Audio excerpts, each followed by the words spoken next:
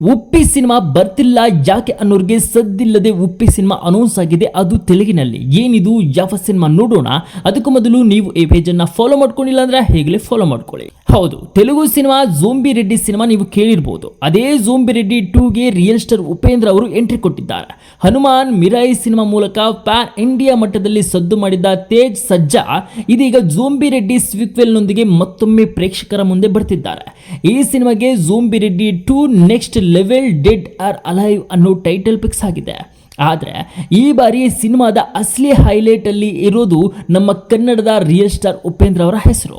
ಹೌದು, ಇನ್ನು ಉಪೇಂದ್ರ ಅವರದು ಕನ್ನಡದಲ್ಲಿ ನೆಕ್ಸ್ಟ್ ಲೆವೆಲ್ ಅನ್ನೋದು ಇನ್ನೊಂದು ಸಿನಿಮಾ ಬರ್ತಿದೆ. ಆ ಸಿನಿಮಾಕ್ಕೂ ಈ ಸಿನಿಮಾಕ್ಕೂ ಯಾವುದೇ ಸಂಬಂಧ ಇಲ್ಲ, ಇದು ಬೇರೆ ಸಿನಿಮಾನೇ. ಇನ್ನು ಈ ಜೋಂಬಿ ರೆಡ್ಡಿ ಸಿನಿಮಾದಲ್ಲಿ ಉಪೇಂದ್ರ ಅವರು ಒಂದು ಖಡಕ್ ಪಾತ್ರದಲ್ಲಿ ಕಾಣಿಸ್ಕೊಳ್ತಿದ್ದಾರೆ. ಆದರೆ ಅವರ ಪಾತ್ರ ಏನು, ಹೀರೋನ, ವಿಲನ್ನ ಅಥವಾ ಕಥೆಯಲ್ಲೇ ದೊಡ್ಡ ಟ್ವಿಸ್ಟ್ ಕೊಡೋ ಪಾತ್ರನ ಅನ್ನೋದನ್ನ ಚಿತ್ರತಂಡ ಇನ್ನೂ ರಿವೀಲ್ ಮಾಡಿಲ್ಲ. ಇನ್ನು ಬಾಲಿವುಡ್ ನಟ ಸಂಜಯ್ ಕಪೂರ್ ಅವರ ಪುತ್ರಿ ಶನಾಯಾ ಕಪೂರ್ ಈ ಸಿನಿಮಾದ ಮೂಲಕ ಟಾಲಿವುಡ್ಗೆ ಹೀರೋಯಿನ್ ಆಗಿ ಎಂಟ್ರಿ ಕೊಡ್ತಿದ್ದಾರೆ. ಜೋಂಬಿ ರೆಡ್ಡಿ ಸಿನಿಮಾದ ಕ್ರಿಯೇಟರ್ ಪ್ರಶಾಂತ್ ವರ್ಮಾ ಈ ಬಾರಿ ಕ್ರಿಯೇಟರ್ ಆಗಿ ಮಾತ್ರ ಕೆಲಸ ಮಾಡ್ತಿದ್ದು, ಸುಪರ್ನ್ ಎಸ್ ವರ್ಮಾ ನಿರ್ದೇಶನ ಮಾಡ್ತಿದ್ದಾರೆ.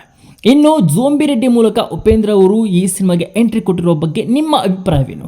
ಉಪ್ಪಿಯವರ ಪಾತ್ರ ಹೀರೋ ಆಗಿರುತ್ತಾ, ವಿಲನ್ ಆಗಿರುತ್ತಾ? ನಿಮ್ಮ ಅನಿಸಿಕೆನ ಕಾಮೆಂಟ್ ಮಾಡಿ ತಿಳಿಸಿ.